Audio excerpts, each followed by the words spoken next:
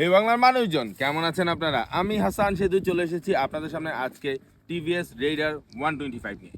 Exactly, কেউ বলছে এটাকে তুরুপের তাস, কেউ বলছে এটাকে ভ্যালু ফর মানি, কেউ বলছে ভ্যালু ফর মানি না, আর কেউ বলছে ছোট মরিচে ঝাল বেশি। ফার্স্ট ইমপ্রেশনের পাশাপাশি পুরোপুরি ইউজার রিভিউ না, আবার পুরোপুরি ফার্স্ট ইমপ্রেশনও না, এই টোটাল মিক্স নিয়েই আজকে থাকবে টিভিএস রেইডার 125 নিয়ে আলোচনা এবং সমালোচনা। রেইডার ভিডিও যারা ফার্স্ট দেখতেছেন তাদের জন্য কিছু বেসিক ইনফরমেশন একদম না দিলেই না। ভাই একটা কথা কইতাম। কি ভাই ক্যাপটা না ভাই যাইতেছে না মনে হয়। ক্যাপটা ভালো লাগতেছে না? না ভাই ক্যাপটা না যাইতেছে না। শিওর? হ্যাঁ ভাই শিওর ক্যাপ এটি বাদ দেন ভাই। যা বাদ। হ্যাঁ এখন ঠিক আছে ব্যাপারটা। যেটা বলছিলাম, রেইডারের ভিডিও ফার্স্ট যারা দেখছেন তাদের জন্য কিছু বেসিক ইনফরমেশন না দিলেই না। এর মধ্যে প্রথমেই আপনার চোখে পড়বে 125 সিসি সেগমেন্টের মধ্যে এরকম অ্যানিমেটেড এলইডি হেডলাইট, এবং এটার পাশাপাশি এটার মধ্যে দেওয়া আছে স্প্লিট সিট মনো সাসপেনশন, এবং সামনে দেওয়া আছে টেলিস্কোপিক সাসপেনশন, এবং সামনে রয়েছে ডিস্ক ব্রেক এবং পেছনে ড্রাম ব্রেক।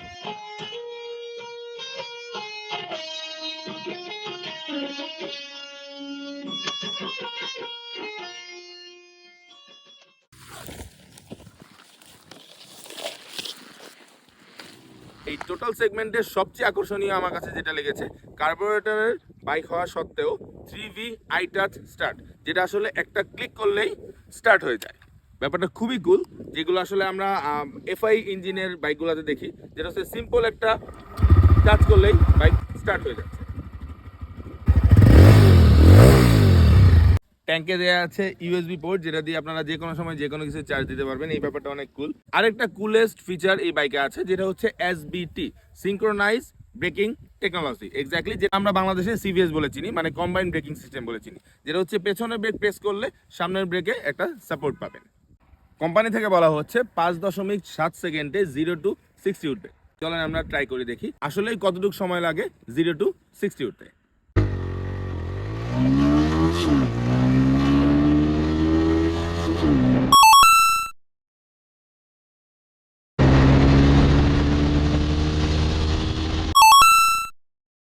এখন আমি জানি আপনারা অনেকেই প্রশ্ন করবেন যে এটার টপ স্পিড কত। 125 সিসি সেগমেন্টের এই বাইকটির টপ স্পিড অফিসিয়ালি দেওয়া আছে 110, বাট আমার কাছে চালানোর পরে যেটা মনে হয়েছে যেটা 110-এর চেয়েও অনেক ভালো পারফর্ম করবে।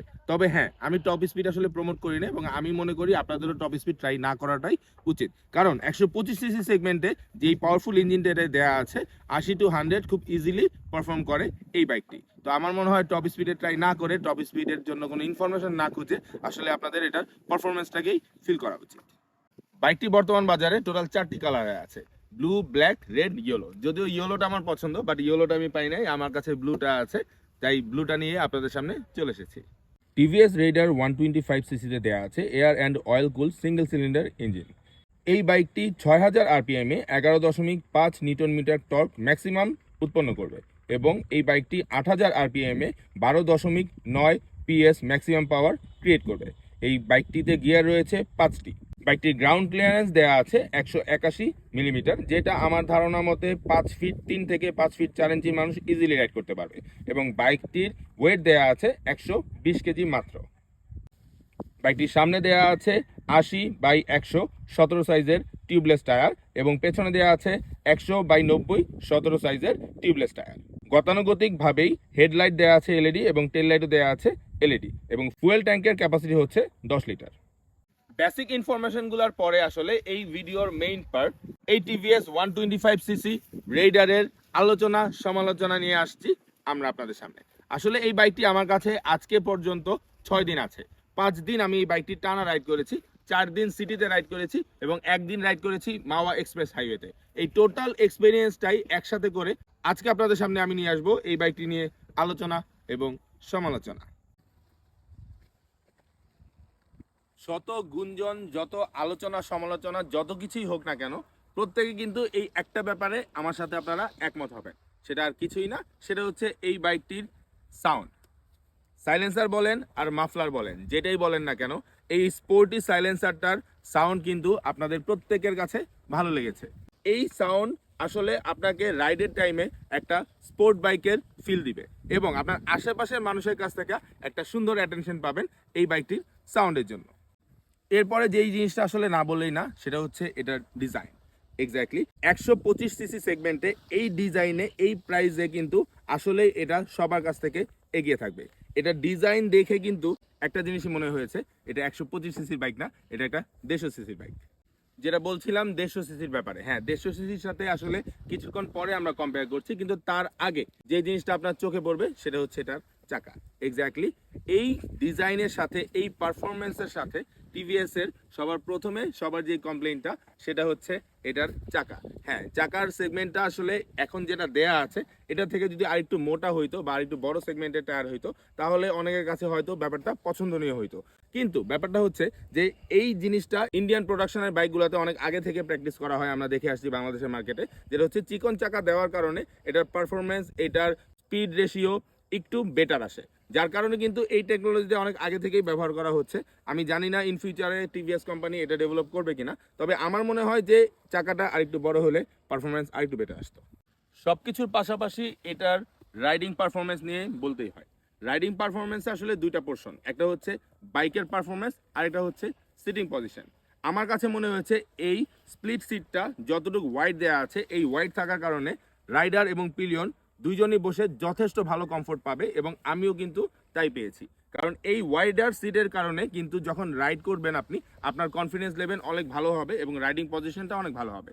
আর এটার পারফরমেন্স, টিভিএস এর একটা প্রশংসা আমরা সবসময়ই পাই, সেটা হচ্ছে এটার ইনিশিয়াল পারফরমেন্স। এটার ইনিশিয়াল পারফরমেন্স আসলে প্রথম দিকে প্রথম 3-4 গিয়ার পর্যন্ত ইনিশিয়াল পারফরমেন্সটা আসলে 0 to 60 বলেন এবং 60 to 80 বলেন, পারফরমেন্স আমার কাছে কোনো জায়গাতেই ল্যাগ মনে হয় নাই। আমার কখনোই মনে হয় নাই এটা একটা 125 সিসির বাইক, কারণ আমার পাশাপাশি আরও অনেকগুলো 150 সিসির বাইক ছিল, তাদের সাথে কিন্তু তাল মিলিয়ে আমি রাইড করেছি। কিছুদিন আগের বাইকার্স মেগা ইভেন্টের ভিডিওটা যদি আপনারা দেখে থাকেন, ওইখানে দেখবেন আমার সাথে আমার 13 জিবির সাথে বেসিক্যালি একটা 4B ছিল এবং একটা রেইডার ছিল। রেইডার কিন্তু আমার সাথে কুমিল্লায় 132 কিলোমিটার রাইডে আমার সাথে কিন্তু তাল মিলিয়ে বাইক রাইড করেছে। 80 to 100 কিন্তু আমাদের সাথে খুব ভালো পারফর্ম করে চলেছে এই টিভিএস রেইডার 125। এরপরে এটা চাবিটা দেখাই আপনাদেরকে, সামনে আসেন। রিং এর দিকে তাকায় না, চাবি রিং রোড রাইডার্স RRZ এর অফিসিয়াল মেম্বারদের জন্য, হ্যাঁ খুব তাড়াতাড়ি আপনাদের জন্য গিফট হিসেবে আসবে। তো যেটা বলছিলাম এটার চাবি, এক্স্যাক্টলি এটার চাবিটা লেজার কাটিং চাবি। এই ধরনের চাবিগুলো কিন্তু সাধারণত আমরা স্পোর্টস বাইকে পাই, তো চাবিটাও আসলে আমার কাছে অনেক বেশি ভালো লাগছে। আর এর চাইতে আরও বেশি ভালো লাগছে এটার স্পিডোমিটারটা কালারফুল ফুল ডিজিটাল স্পিডোমিটার, যেখানে আসলে গিয়ার ইন্ডিকেটর থেকে শুরু করে আরো অনেক ফিচার আছে। একটা ইন্টারেস্টিং ম্যাটার হচ্ছে এই স্পিডোমিটারটা যখন আপনি অন করবেন আপনাকে হেলমেট ইউজ করার জন্য বা হেলমেট পরার জন্য একটা সিগন্যাল দিবে, যে জিনিসটা আমার কাছে আসলে অনেক বেশি ভালো লেগেছে। এক্স্যাক্টলি দিস ওয়ান, বুঝছেন?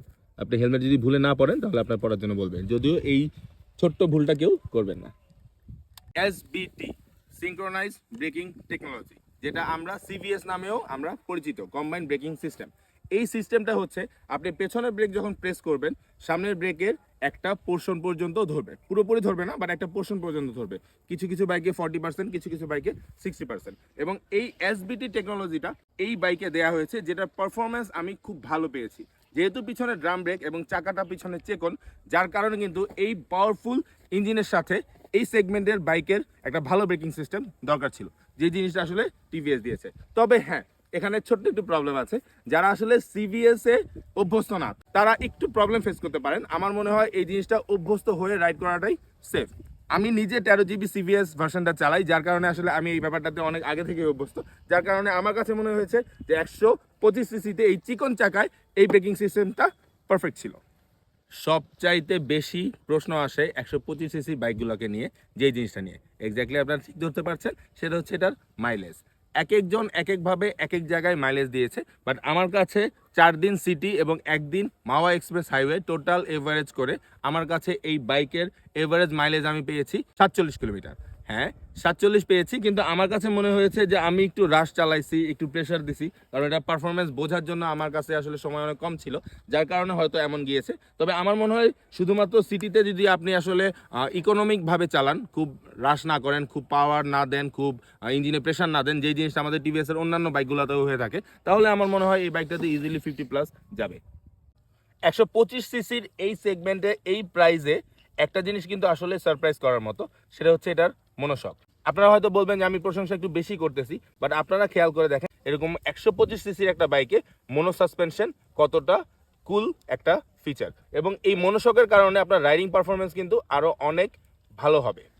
অনেক তো প্রশংসা আর আলোচনা করলাম, বাট আমার মনে হয় কিছুটা সমালোচনা প্রয়োজন। দুনিয়ার কোনো প্রোডাক্টই পারফেক্ট না, কিন্তু আমার কাছে মনে হয় যে কিছু ব্যাপার আপনাদেরকে না বললেই না। যেটা হচ্ছে এটার প্রথম যে ব্যাপারটা, সেটা হচ্ছে কার্বোরেটর একটা বাইকে কিন্তু কিক স্টার্ট দেওয়া হয় নাই, কিন্তু তারপরেও এটা যে টেকনোলজিটা দেওয়া আছে আই স্টার্ট, এটার কারণে মোস্ট প্রবাবলি কিক স্টার্ট দেওয়া হয় নাই। বাট আমার মনে হয় কার্বোরেটর ইঞ্জিনে সেফ সাইডের জন্য কিক স্টার্ট দেওয়া উচিত ছিল। অলরেডি আমি এর আগে আপনাদেরকে বলছি, এই পারফরমেন্সে এই স্পোর্টি লুকের বাইকটাতে আসলে পেছনের চাকাটা আমার পছন্দ হয় নাই। পেছনের চাকাটা একটু মোটা লাগাইলে আমার কাছে মনে হয় যে ব্যালেন্সটা একটু বেটার আসতো। কারণ যখন আমি একটু হাই স্পিডে গেছি, যেটা মনে করেন 60 to 80-তে যখন চালাইছি, তখন আমার কাছে বাইকটা একটু হালকা মনে হয়েছে এবং আমার কাছে মনে হয়েছে এই ওয়েটের সাথে এই চাকাটা একটু কমফোর্টেবল না, বা একটু কনফিডেন্সটা আমার কাছে লো মনে হয়েছে। যার কারণে আমার মনে হয় যে চাকাটা যদি পেছনে একটু মোটা হইতো, তাহলে আসলে হাই স্পিডে বা লং রানে একটু বেটার কনফিডেন্স পাওয়া যেত, যেই জিনিসগুলো আমরা টিভিএস এর অন্যান্য মডেলগুলোতে পেয়ে থাকি। পাশাপাশি চিকন চাকা কিন্তু আরেকটা নেগেটিভ ব্যাপার আছে, যে জিনিসটা আসলে আমার কাছে মনে হয় নেগেটিভ না, এটা আসলে আপনার রাইডের সময় সচেতন থাকা উচিত। আপনারা যদি বাইক কর্নারিং করতে চান কোনো রোডে, তো কর্নারিং করার সময় যদি একটু ভালো গ্রিপ না থাকে, তাহলে কিন্তু পেছনের চাকা স্কিড করার পসিবিলিটিস আছে। কারণ যেহেতু বাইকের ওয়েটটাও একটু কম এবং পেছনের চাকাটাও একটু চিকন, যার কারণে কিন্তু এই জিনিসটা একটু সেফ সাইডে থাকতে হবে আপনাদের রাইডের পজিশনে, যেটা আমার কাছে ফিল হয়েছে।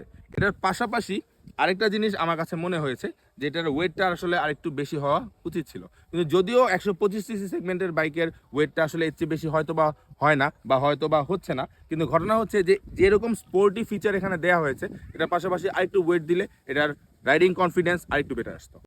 আরেকটা ইম্পর্টেন্ট সাজেশন আপনাদেরকে দিচ্ছি যারা এই রেইডারটা ইউজ করবেন তাদের জন্য, যেটা হচ্ছে এটার এসবিটি বা সিবিএস যেটাই বলেন না কেন, এই টেকনোলজিটা সম্পর্কে কিন্তু বাংলাদেশের সকল মেকানিক আসলে অ্যাভেলেবেল এক্সপিরিয়েন্স রাখে না। যার কারণে এই জাতীয় কোনো প্রবলেম যদি আপনারা ফেস করেন, অবশ্যই সরাসরি টিভিএস সার্ভিস সেন্টারে যোগাযোগ করবেন। পুরো বাংলাদেশে প্রচুর পরিমাণে টিভিএস এর সার্ভিস সেন্টার আছে। কারণ ব্যাপারটা আমি বলতেছি না যে এটা ক্রিটিক্যাল, আমি বলতেছি এটা সম্পর্কে সকল মেকানিক এক্সপিরিয়েন্স না। যার কারণে এটা সংক্রান্ত যদি কোনো প্রবলেম ফেস করেন, তাহলে অবশ্যই আপনারা একটু সেফলি হ্যান্ডেল করার ট্রাই করবেন। সামনের ব্রেকের পারফরমেন্স আপনারা সবসময় ভালো পাবেন এবং আমিও লং রানে ভালো পেয়েছি। সকল আলোচনা সমালোচনা এবং ফিচারগুলো আপনাদের সামনে বলার পরে সবচাইতে বড় যে প্রশ্নটা সবাই করে, সেটা হচ্ছে এই বাইকটি ভ্যালু ফর মানি কিনা। আজকের বাজারে এই বাইকটির মূল্য বাংলাদেশে দেওয়া আছে 1,57,000 প্লাস। হ্যাঁ, এই প্রাইসটি আসলে এখনকার সময়ে অর্থনৈতিক অবস্থার কারণে, ডলার প্রাইস বৃদ্ধি থেকে শুরু করে এলসি সংক্রান্ত বিভিন্ন প্রবলেমের কারণে আপনারা সবাই জানেন যে প্রাইসটা এরকম দেয়া আছে। যদিও প্রাইসটা আপনাদের কাছে একটু বেশি মনে হতে পারে, বা অনেকেই বলতেছে এই প্রাইসটা বেশি, কিন্তু আপনি একটু ঠান্ডা মাথায় চিন্তা করে দেখেন যে আসলে এতগুলো ফিচার যদি একটা 150 সিসির বাইকে থাকতো, তাহলে সেটার প্রাইস কত হইতো। এবং সেটার সাথে তুলনা করে আপনারা যদি শুধুমাত্র 25 সিসি ইঞ্জিন পাওয়ার কমায়া চাকাটা চিকন করে আপনি আসলেই এই বাইকটার ভ্যালু ক্যালকুলেশন করে দেখেন, যদি আপনি 125 সিসি বাইকের সাথে ক্যালকুলেশন করেন বা এই টাইপের সেগমেন্টের বাইকের সাথে ক্যালকুলেশন করেন বা কম্পেয়ার করেন, তাহলে কিন্তু আপনার কাছে মনে হবে এই বাইকটির প্রাইস বেশি। কিন্তু আপনি যদি একটা 150 সিসি সেগমেন্টের বাইকের ফিচারের সাথে কম্পেয়ার করেন, তাহলে আপনার কাছে এক্স্যাক্ট অ্যান্সারটা ক্লিয়ারলি চলে আসবে, is it value for money or not. আমি হাসান সেতু আজকে আপনাদের কাছ থেকে বিদায় নিচ্ছি রেইডারের সাথে, টিভিএস এর সাথে। টিভিএস নিয়ে আরেকটা শেষ প্রশংসা না করলেই না, সেটা হচ্ছে এটার ইঞ্জিন। এটার ইঞ্জিন ডিউরেবিলিটি সবসময় কিন্তু আস্থাভাজন আমাদের কাছে, রোড রাইডার আরজের কাছে, রোড রাইডার আরজের স্টান টিমের কাছে।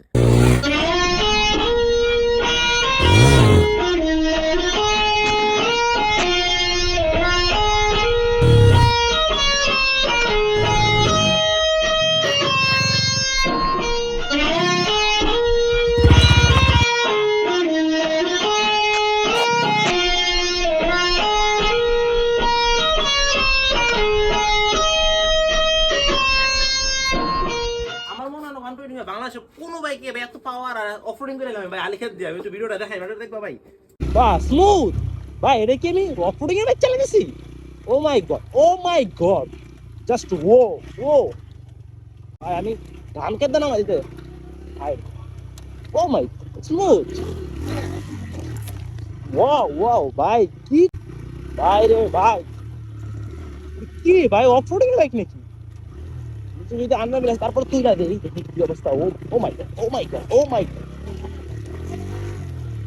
ভাই রে ভাই, মানে কি বাইক ভাই না? সাসপেন্স জোস ভাই, মনে হচ্ছে অফরোডিং এর বাইক আমি গেলাম অফরোডিং করতে। প্রাইস 1,57,000 হইলো, ব্যাপারটা আমার কাছে মনে হইতেছে যে এটা ওয়ার্থ ইট। কারণ রাইডিং কমফোর্ট থেকে শুরু করে ভাই, পাওয়ার, ব্রেকিং সবকিছু আমার কাছে 125 হিসাবে ইনাফ, গুড এনাফ লাগছে। মানে 150-র ফিচার্সগুলো 125 এ পাইতেছি। তো এটা প্রাইস ভাই স্যাক্রিফাইস করতে হবে, ভালো কিছু পাইতে হলে তো। এই 125 এটা তো 125 বলাই যায় না, এমন একটা অবস্থা। কারণ ওর কোনো 125 এটা লগে পারবো না। না হচ্ছে ব্রেকিং দিয়ে পারবো, না হচ্ছে পাওয়ার দিয়ে পারবো, না হচ্ছে কমফোর্ট দিয়ে পারবো। তো এটা 125 বলাই যায় না আর কি। কারণ এই জন্য প্রাইস হচ্ছে অর্থিত, প্রাইস বেশি মনে হয়নি।